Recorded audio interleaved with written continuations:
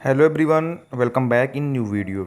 Guys, पिछली video में हम लोगों ने बात किया था जीडीएस के मेरिट लिस्ट के बारे में और हमने जो है आप लोगों को बताया था कि कितने परसेंट वाले का किस लिस्ट में सिलेक्शन हो सकता है, और ये भी बताया था कि जो कम परसेंटेज वाले हैं उनका भी इस बार चांसेस हैं।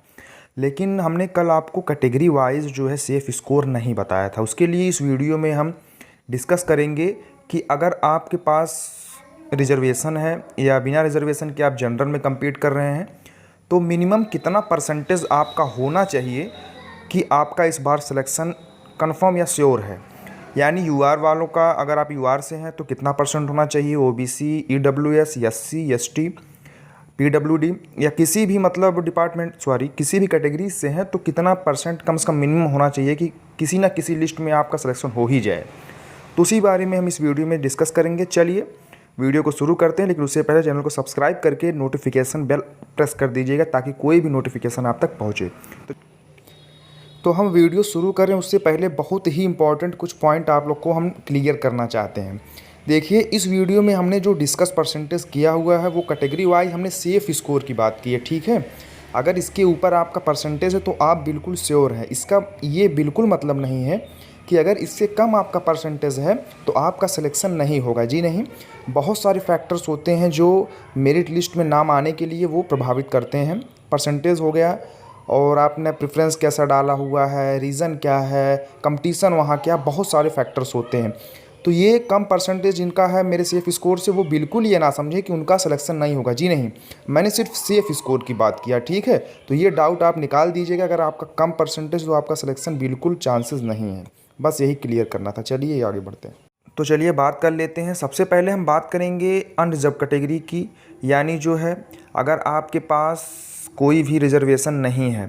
जी हाँ, अगर आप यूआर से हैं तो सबसे पहले आपको बता दें, अगर आप यूआर से हैं और आपका 93%, 95% इससे ज़्यादा है तो आप सेफ़ हैं। मतलब फर्स्ट लिस्ट, सेकंड लिस्ट में नहीं, लेकिन फिफ्थ, सिक्स्थ, सेवन्थ लिस्ट, जितनी भी लिस्ट आएंगी लास्ट तक आप एक्सपेक्ट कर सकते हैं किसी ना किसी लिस्ट में आपका नाम आ जाएगा।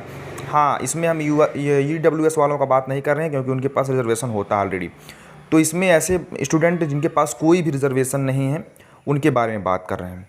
नेक्स्ट हम बात करेंगे ओबीसी कैटेगरी की। ओबीसी और ईडब्ल्यूएस दोनों लगभग सेम ही होते हैं रिजर्वेशन में, यानी रिजर्वेशन का जो वो रहता है अलग रहता है, लेकिन मतलब जो कट ऑफ का अंतर रहता है वो लगभग सेम रहता है। तो इनके लिए हम बात करें भाई, ईडब्ल्यूएस और ओबीसी के लिए हम बात करें तो अगर आपका 85% से ज़्यादा है तो आप मान सकते हैं किसी ना किसी आपका जो है कैटेगरी में सिलेक्शन हो जाएगा। हालांकि ये जो हम बता रहे हैं आपका ये रूरल एरिया कट ऑफ बता रहे हैं, यानी अगर आपने गांव में डाला हुआ है प्रेफरेंस, अगर आप सिटी से बिलोंग करते हैं, दिल्ली, लखनऊ या किसी और सिटी में प्रेफरेंस आपने भरा हुआ है तो आप 90+ अगर रहेंगे तभी आपका जो है सिलेक्शन माना जाएगा। मतलब हो सकता है, ये हम कह रहे हैं। नेक्स्ट अगर कैटेगरी की बात करें तो हम बात कर रहे हैं एससी कैटेगरी वालों का। तो अगर आप एससी से हैं तो आप 80 अगर प्लस हैं, जी हाँ 80+ हैं, या कह सकते हैं 77-75% तब भी एक्सपेक्ट कर सकते हैं लास्ट लेकिन लिस्ट में। लेकिन अगर आप 80+ हैं तो जी हाँ 4th-5वीं लिस्ट तक आप उम्मीद कर ही सकते हैं कि आपका किसी ना किसी पोस्ट पर सिलेक्शन हो जाएगा, बशर्ते आपने जितनी प्रेफरेंस थी उसमें सब में आपने प्रेफरेंस डाला हुआ। ऐसा नहीं कि बस एक ही पोस्ट पे आपने प्रेफरेंस डाल दिया है, बस हमको यही लेना है, तो ऐसा नहीं हो सकता। अगर आपने सभी पोस्ट को प्रेफरेंस के रूप में चुना है, 80% प्लस हैं, एससी हैं, तो आपका सिलेक्शन श्योर है। एसटी वालों के लिए तो और ठीक है, अगर आप 75+ हैं, लगभग 70+ या 75+ परसेंटेज हैं और सभी प्रेफरेंस को आपने भरा हुआ है तो आपका सिलेक्शन श्योर है, जहाँ तक मेरा उम्मीद है, मैंने जहाँ तक एनालाइज़ किया है। तो ये हो गया कैटेगरी वाइज। और कल हमने पिछली वीडियो में तो बात कर ही लिया था कि जो है स्टेट वाइज या जोन वाइज कितना कहाँ जाता है और किस लिस्ट में कैसा हो सकता है आपका सिलेक्शन। अगर आपने नहीं देखा तो पिछली वीडियो को देखें। अगर कोई डाउट हो, कोई क्वेरी हो तो कमेंट करके पूछिएगा। चलते हैं, मिलते हैं नेक्स्ट वीडियो में। इसमें इतना ही। जय हिंद।